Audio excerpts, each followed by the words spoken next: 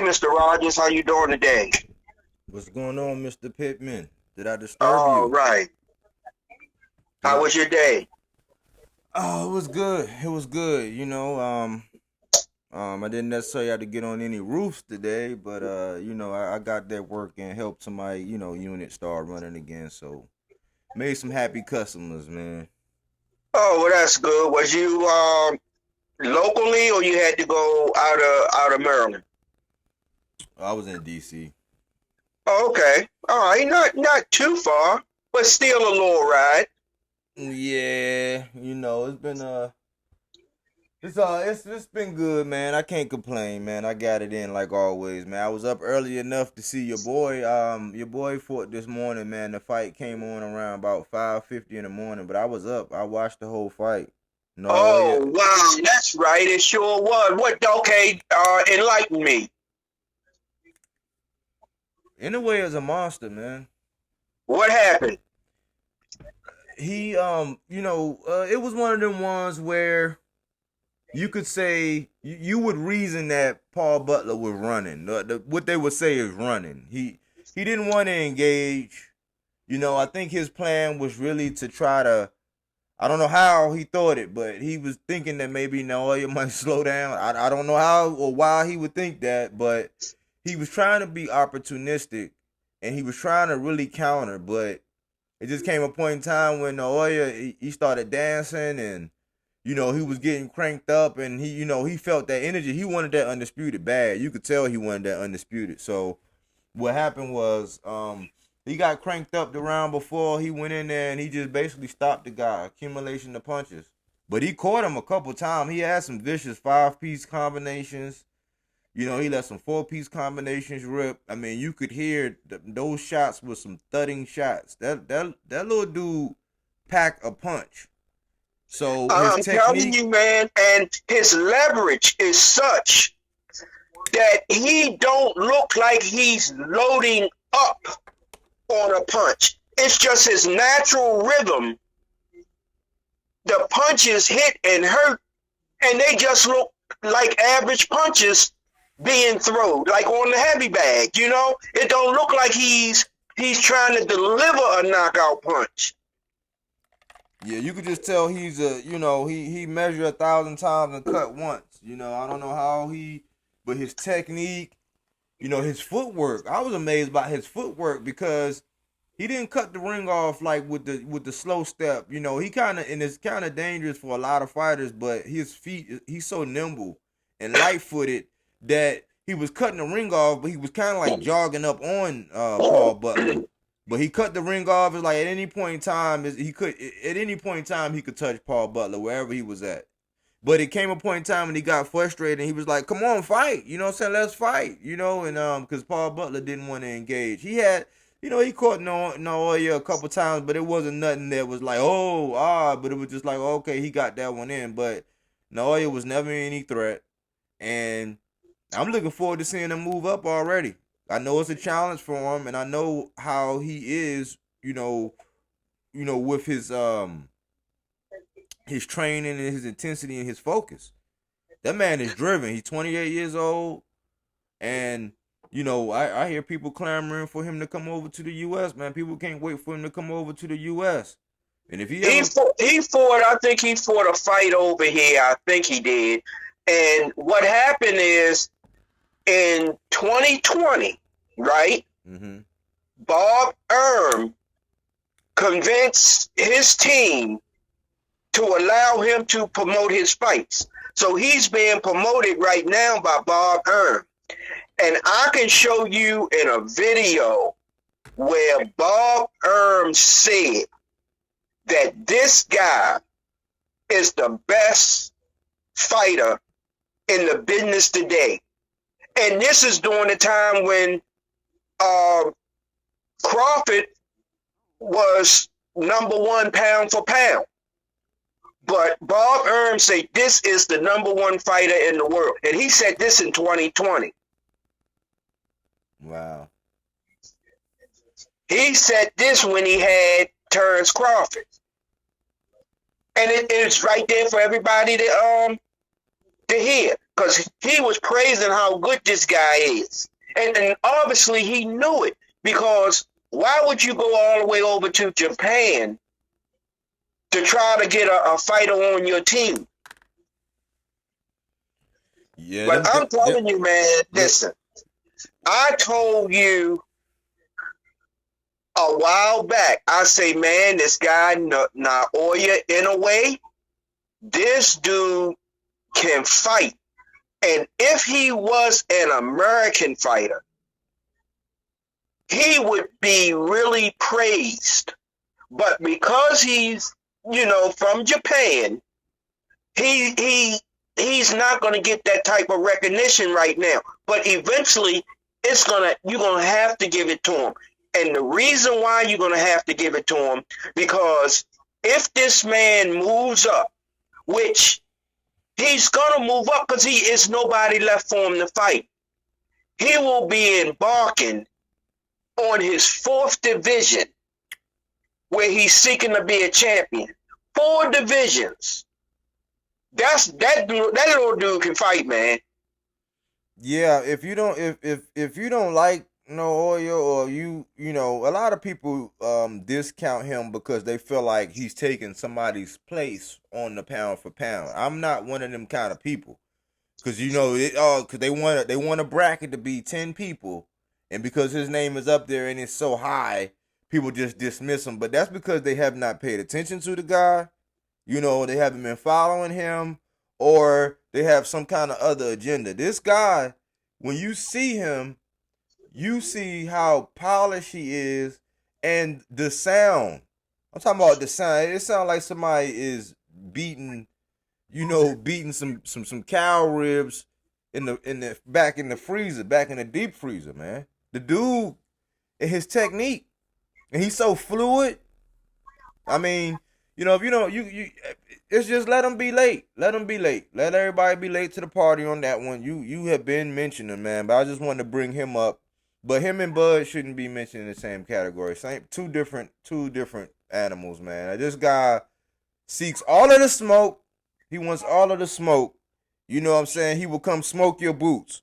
Like, I think that he can light fire if he come over here, man. If he do a little, he make another appearance or two over here, man, he can light the world on fire. They just gotta see him.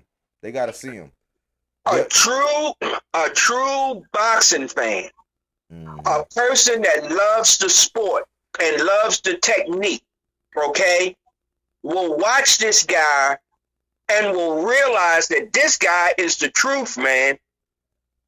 But it takes a boxing fan to see this, because of his accuracy and his power. It's no waste. It's hardly any wasted movement. He's very fluid. He's very accurate, and he's economical with his punches. He don't just be doing no slapping punches. Everything look like it's supposed to go where it's supposed to go, and he don't waste punches. He can attack. He knows where he want to attack. He's vicious to the body. I thought, man, everybody watching thought he was going to stop my man with a left to the body. And then after he started doing that left to the body, he started going with that overhand right. Then everybody thought he was going to get him out of there with the overhand right. But he was hitting him with that liver shot so hard that it looked like, man, Paul Butler is a tough cookie. He could take a shellacking, I know that. He could take a beating, but he didn't really engage to really take that beating, or it would have been over early. But I thought I'd mention him, for a second, man. Give him, because he's the 11th. I think he's the 11th undisputed champion, and he's the first bantamweight in the 4-belt division to actually become undisputed. So we salute him, man. And my old head that's one of the first boxers he told me about. So if you watching this, man, he been on Naoya. Have you heard anything else going on? I know you keep your ears to the streets. I know you probably got something on your boxing mind. I kind of let you rest up a couple days because I knew you let it bubble up a little bit. But anything else? No, not really. But I listened to your commentary on the Teofimo fight, and a lot of people don't like the decision. I mean, it was a close decision, but based on the information you said on your last video, when you go to the compu box, when you look at the numbers, the numbers dictate that Teofimo was supposed to come away with that victory, even if it was close. Yeah. The numbers, as you indicated, the numbers didn't lie. Yeah, he's in a bag.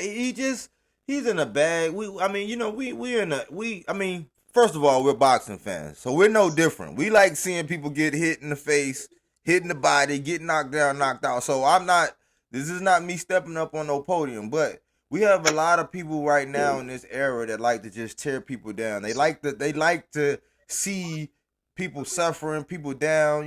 T.O.'s not in a good space right now. His confidence is kind of questionable. He was caught on film, saying, do I still got it? Like, he was asking that. I think his father need to let the reins go, or even call in some help to where, somebody else kind of, not kick you off, but bring in another set of eyes, because it's time is ticking, right? He's only getting older, and he's shown us what he can do against Loma, like somebody like Loma. So we know he has the ability. It's something going on in his psyche that need to be fixed. It's something that they're not, going over, in the camp, and it's something that's not clicking. They need to figure that out. I'm not going to beat the man down when he's feeling. It's obvious he's a young guy, man. He went through a lot. He didn't get credit. Like I say all the time, he didn't get credit for actually getting all of the belts, which he did. But this is what it boils down to with the numbers, because people either refuse to comment or they act like they don't see it. But when it comes down to the numbers, if we outside on the street, right, and somebody else, we talking about not just straight jabs, because in street fights, most people don't even jab. It's pretty much all power punches and haymakers. But if you was in a street fight and one person hit the other person 77 times and the other person hit the other one 45 times, then who you gonna say won the fight? And then if you see somebody hit somebody in the stomach or the chest 47 times and the other person only hit somebody in the stomach or the chest 7 times, you're not gonna be like, oh man, you know what I'm saying? Like, you're not. Like, so those are the numbers. People don't like it. The referee didn't call, he didn't call the second knockdown, which would have changed the whole complexion of the fight.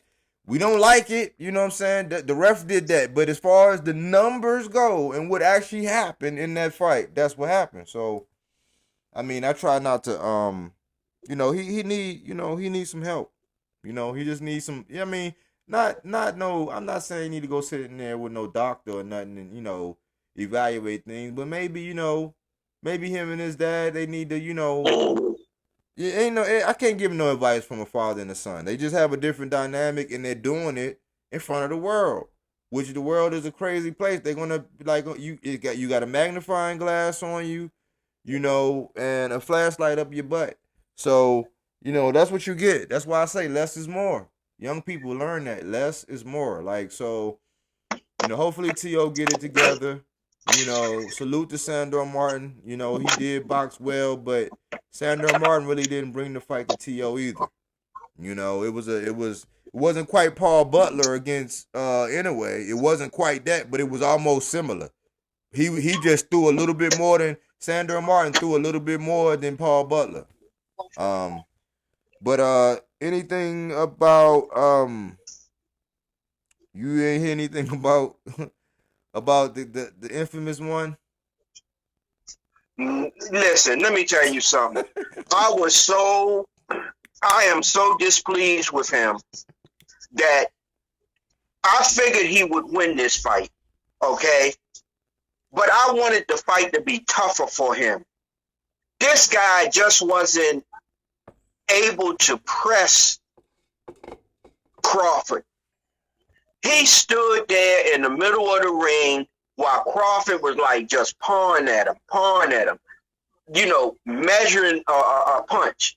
Instead of putting pressure on him, throwing punches, staying on him, he stood there and allowed himself to be telegraphed. And then when he finally got hit, that was it. So Okay, hats off to Crawford. He knocked the guy out. All right. But this guy did not fight like he really wanted that championship to me. He wasn't aggressive enough. I didn't watch the fight, so I don't really talk about fights like that I don't watch, like to have any opinion on the actual fight. So I didn't watch it, but I can say this: when I looked at that highlight, the highlight of when he got caught, this man in an orthodox stance was trying to throw a 2.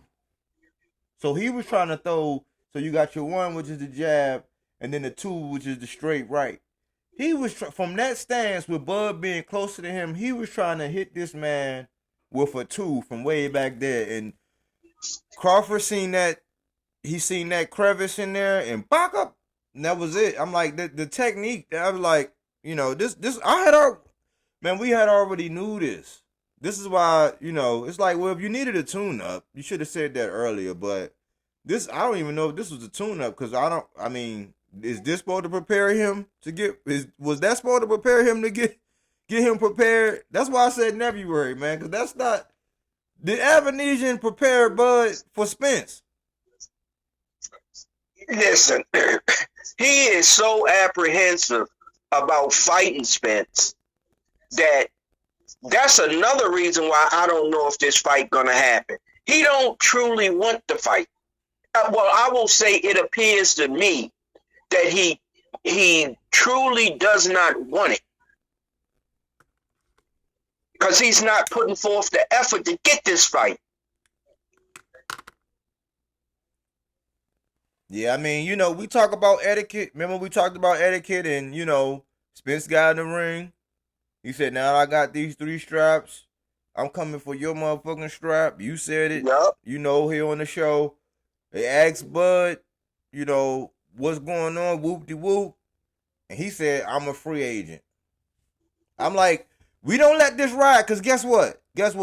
Paul Butler got that belt back in, I think, April or May. April or May, right? It's December the 13th. He tried to unify for Undisputed. He came in. We look at Caleb Plant. When Ginger had 3 belts, Ginger walked away from the table. Caleb Plant had his dollar amount. It was a much bigger bag, you know what I'm saying? Because we were talking about the great Canelo. He came on in. When Teixeira fought Castano, and Castano beat Teixeira, months later, him and Charlo went at it. Not only did they go at it, but it was declared a draw, and guess what? They went right back at it. So they had 2 bouts for Undisputed in that short time frame. Bud moved up to 47, fought the Australian King, Jeff Horn. And since then, he been saying he wanted Spence. Was okay, Spence say, all right, I got some heavy lifting to do. I'm going to clean up all of this. I clean up all of this. I get in the ring and say, hey, I'm coming for your motherfucking strap, Bud. So Bud, he don't, whatever, for whatever reasons, they didn't come, the fight did not come to fruition for whatever reason, okay? So I won't point fingers.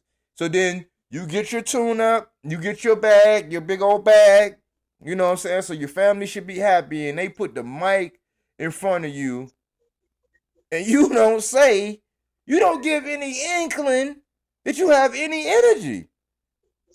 So once again, man, I said February, and I don't see things changing because some of those numbers, and it's like never talk about another man's numbers, but geez Louise. He can't get it up, man. Like the numbers didn't get it up, man. And I think Spence was coming out saying something about that's gonna cost you or something, like, cause what incentive? Can you go back to Showtime with them numbers or whatever and then dictate whatever amount you was asking for before? They're gonna be like, for what? We not just giving you no money. We gotta sell this fight. It's a big fight, but do we go back to the table? And then once again, this is probably the last time I'm gonna ask you, do Spence need to move up and do what he need to do, or what do Spence need to do? Do he need to fight Thurman and give Bud some time, or what? Well, it appears that he is going to fight Thurman, okay? That seems to be more practical than him fighting Crawford right now. So I'm going to concentrate on the possibility of a Spence Thurman fight, because a Crawford Spence fight is still seeming like it's miles away. So I'm not even going to concentrate and get my hopes up too high until this fight is actually solidified and is signed, on paper. They got a venue and a date. Because, we've heard this before. It's supposed to have been sometime in November. But then they said, well, maybe in December. Now, I think the date that you are prospecting is probably a more of a reality. February 29th. Yeah, that's more of a reality right now. I'm disappointed with Crawford's team. They're not showing an interest to unify.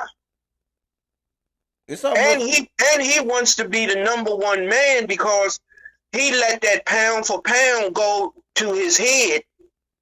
He's not the A side in this fight. He only owns 1/4 of the welterweight division. The other 3/4 is owned by Spence. So, the demand that he has, he's not being practical. He's got to be at least reasonable. And then he's talking about taking the fight to UK and this. He's not a fight promoter. That's not his job. Let the promoters do their job. Your job is to get in there and fight. So I don't know what he's doing, man. I really don't. Yeah, I mean it's crazy to me because some of the main people where I get a lot of my little information from, and the places that have access to these boxers, and and people surrounding them, and teams and networks and all these connections, man. I heard them talking about all the reasons why Bud should stand firm, and it was basically like it was all this stuff like Spence was doing something wrong. I'm like, what else do you got to do? I got 3 belts. There's 1 left. Like, this is not like calculus here. Like, we're not talking about trigonometry. This is like, like 3 + 1, like, is what? Like, I mean, what are we doing? Listen, it's nothing to figure out, because at the conclusion of the fight with Ugas, they gave Spence the microphone and he said what he wanted. He cleaned up his side of the street, and then he said it's strap season. I want Terrence Crawford. I'm going to take his motherfucking scrap too. And it's right there for the world to see and to hear. He didn't stutter.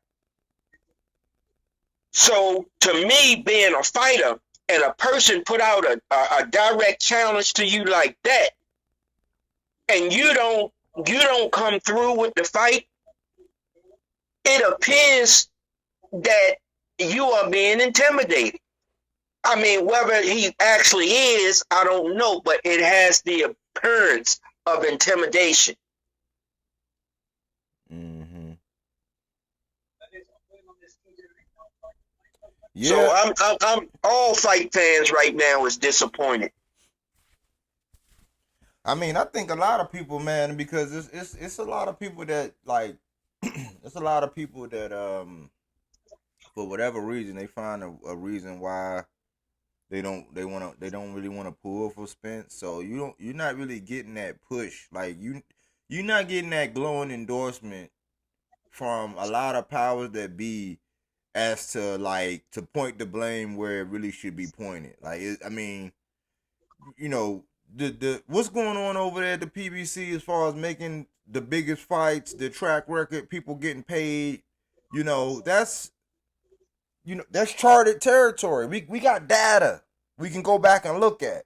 I've never heard so many people give this other entity so much credit or whatever as being more relevant to the people who made Pacquiao and Mayweather, the people who made Mayweather and Conor McGregor, the people who made, so many fights, like Canelo for Undisputed when he did it. The list goes on. Like, so to me, it's just one of them things to where it's kind of clear that he don't even want Errol to have the opportunity to get Undisputed, which is like, for me, especially when we get to talking about this, this B on B crime and stuff like that, it's a crime to me. I just think, man, just give a man the opportunity, man. Like, if you lose, you're not just losing to anybody. Like, you losing to somebody that,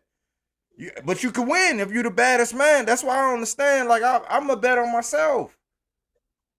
Yeah, he could walk away with all the scraps.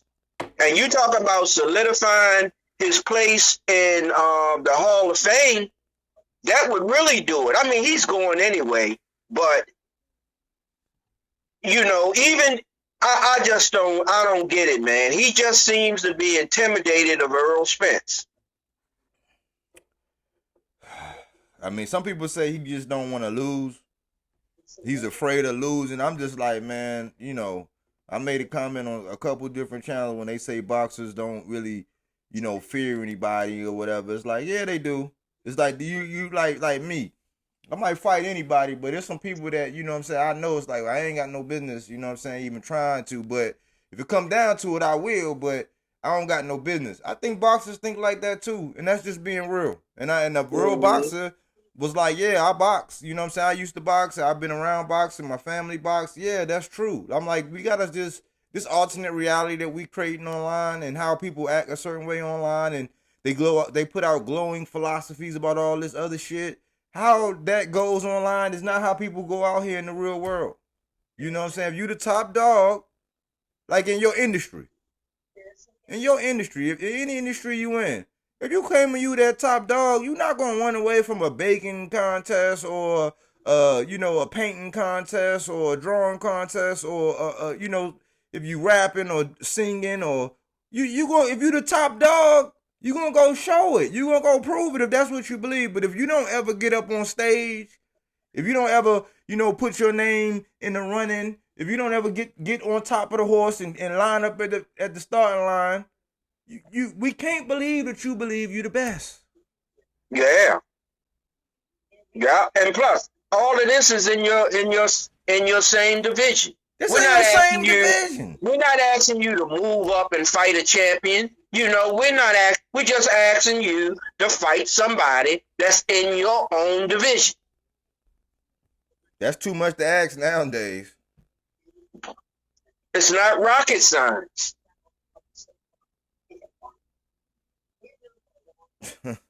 But on a positive note, let me leave you with this. We got Michelle Rivera fighting Frank Martin this weekend.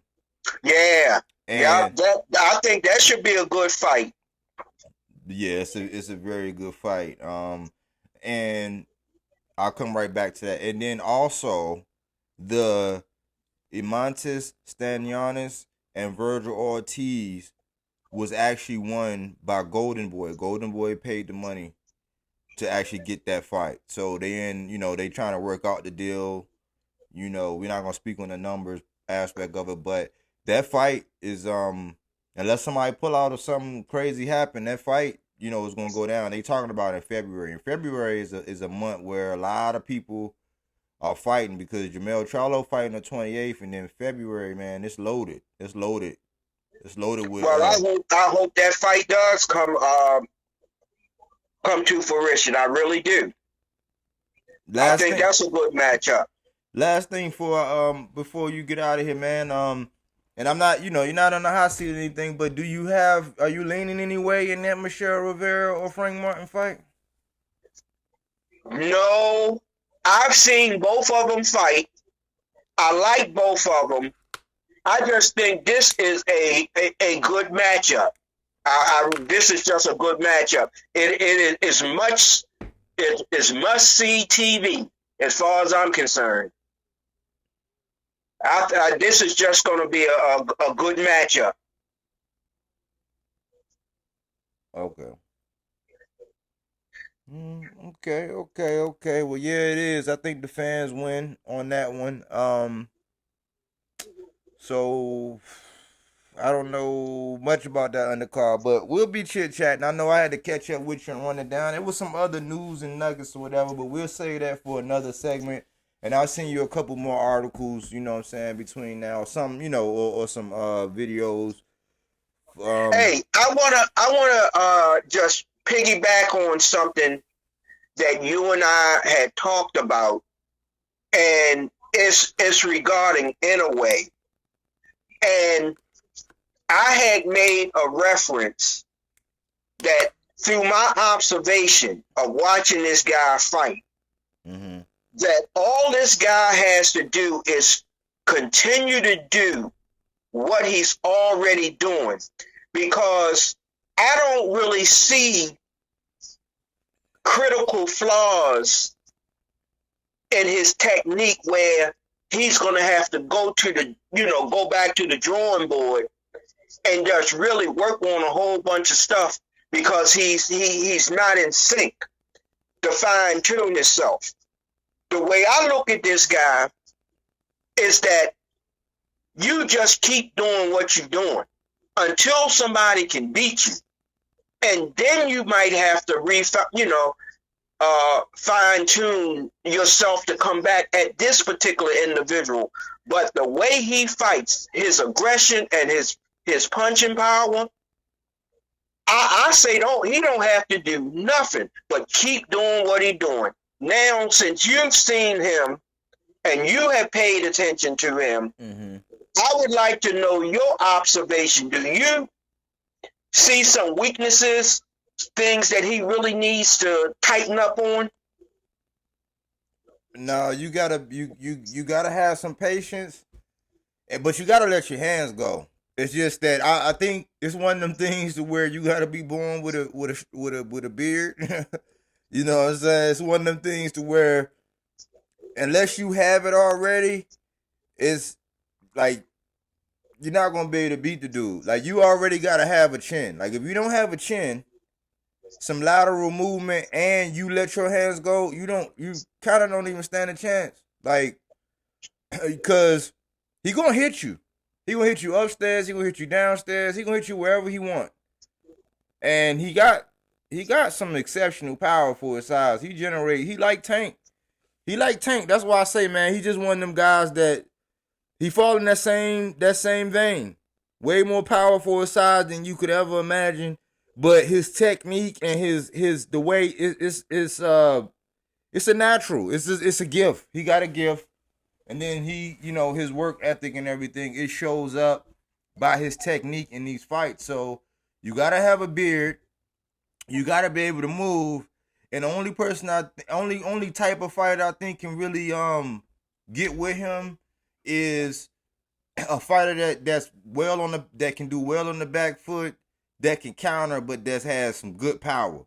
And that with a chin, I mean, show me that guy. I mean, they keep saying that he's going to land at Stephen Fulton. They're going to have to rock, at some point. That's what the tea leaves are saying at some point. But I don't see him. It just depends. I mean, I don't see him being nothing other than an ultra athlete. So him moving up, yeah, it's a new division, but with that technique, I mean, it might be even worse. With the extra little weight, with his leverage and the way he punched, the extra little weight, he probably won't lose much. You know what I mean? Fighting a bigger guy. This guy, man. And see, another thing too, when we say we want him to move up, another notch, we got to realize that this will be the fourth division he's entering into to win a championship. This dude done already traveled a journey. Yeah. And for him, the journey's not over yet. He's daring to be great. Yeah. And I can't but like him, man. Yeah. I can't but like him, man.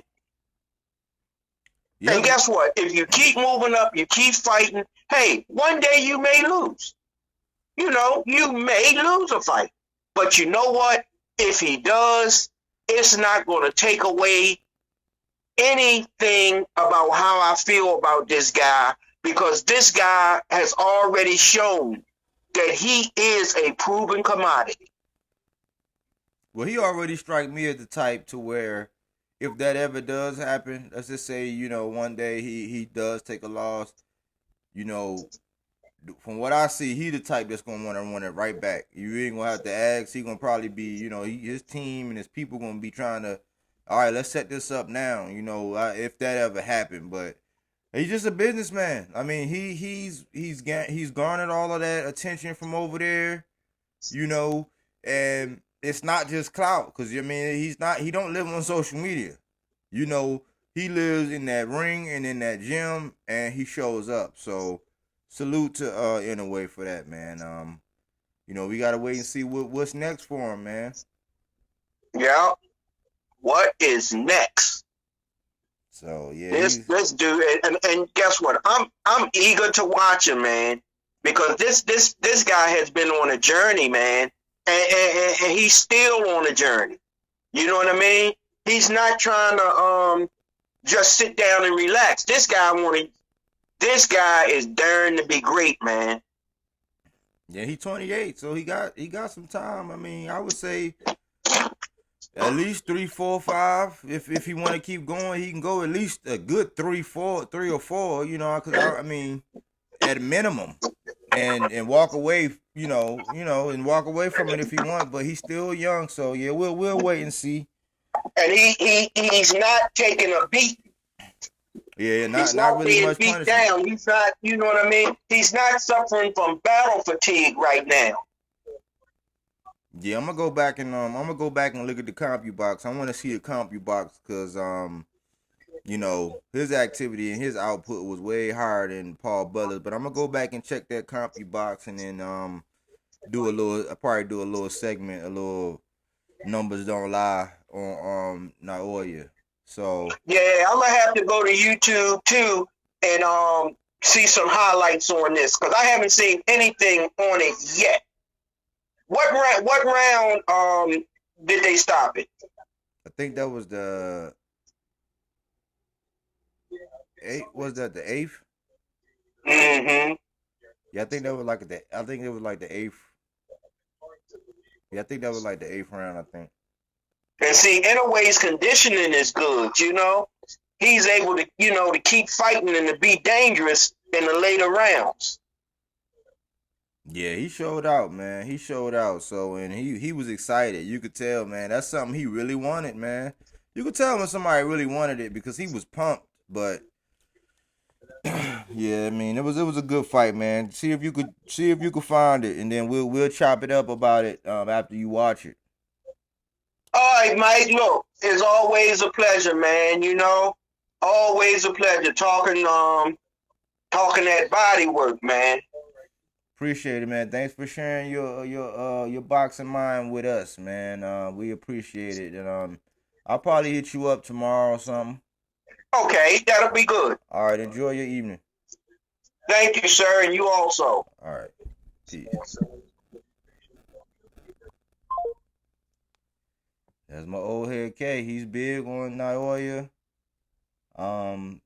Just to summarize everything up, very big on Naoya in a way. He's one of the first people that told me about him and had me checking for him. He already had, earned a spot in my boxes to watch collection. I just got to put the video together. I already got a couple of the clippings, so I'll be putting that out soon. And he's just as confused as I am when it comes to whether or not we're going to get the creme de la creme at 47. You know, so we'll see. He's excited about the Montes Stanionis and Virgil Ortiz fight, and he's just as excited about the Michelle Rivera and Frank Martin fight. You know, but anyways, thanks for listening. Thanks for liking my videos. You know, thanks for stopping by and just giving me some of your time. Subscribe to your boy. Update your notifications. Here at Bodywork Boxing, where we don't take things for face value. We do that body work.